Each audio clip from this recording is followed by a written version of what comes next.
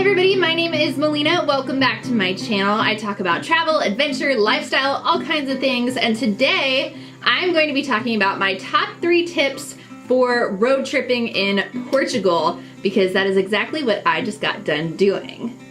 So my husband and I spent about 10 days road tripping around Portugal. We went from Porto to Luso, Lisbon, Lagos, and all the way back up to Porto. So I was the primary driver because I can drive stick shift really well. My husband can, but he, kind of only learned. He never really drove around in a stick shift. So we just paid for me to be on there, and I did all the driving, and he navigated, and I am a nervous driver in the city, so it was a bit of an experience. But let me give you some tips. If you are planning on doing a road trip, these will definitely help you out. So let's get into it.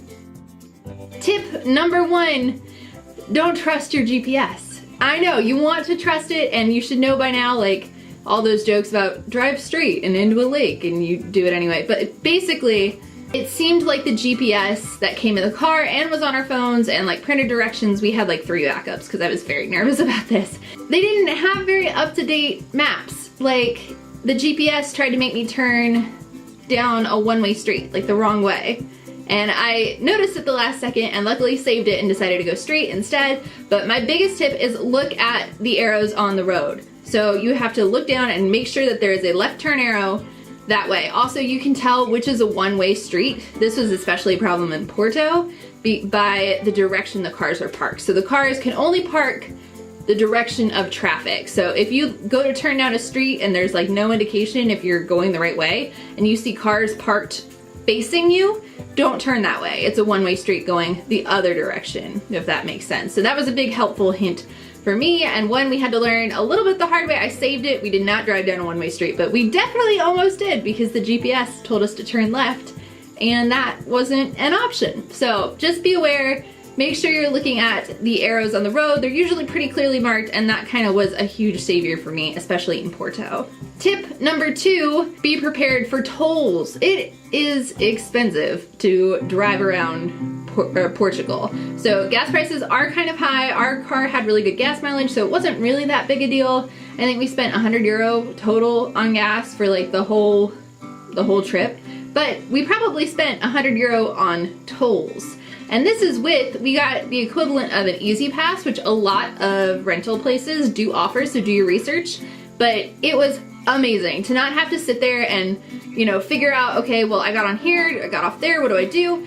And in fact, the guy told us the way that you pay for those tolls if you don't have an Easy Pass is you have to go to a post office 2 days later and pay it there. So I still don't understand what I was supposed to do if I went through tolls on my last day like we did. How are you gonna pay that? Okay, so my camera died and I kind of lost my train of thought, but essentially you should get the Easy Pass because otherwise you'll have to go to a post office 2 days after you go through the toll and remember to pay it there, versus with the Easy Pass it just gets billed straight to the car rental insurance and you'll see it up here on your credit card bill that you use to book the car.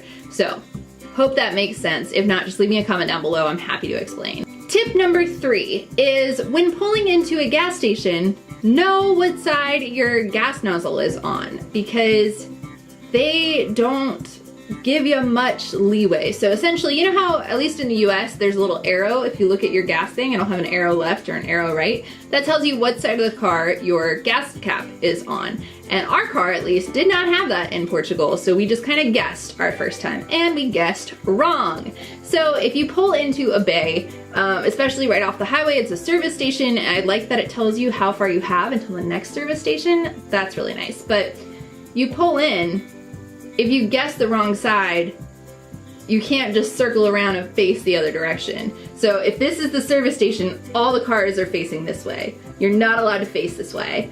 And so at first we didn't realize that, and so we went to pull around and I was like, but all the cars are facing that way. So I was trying to do a loop, but there were people coming through. It was kind of a mess and really stressful. So just save yourself the trouble, look before you pull up to the pump.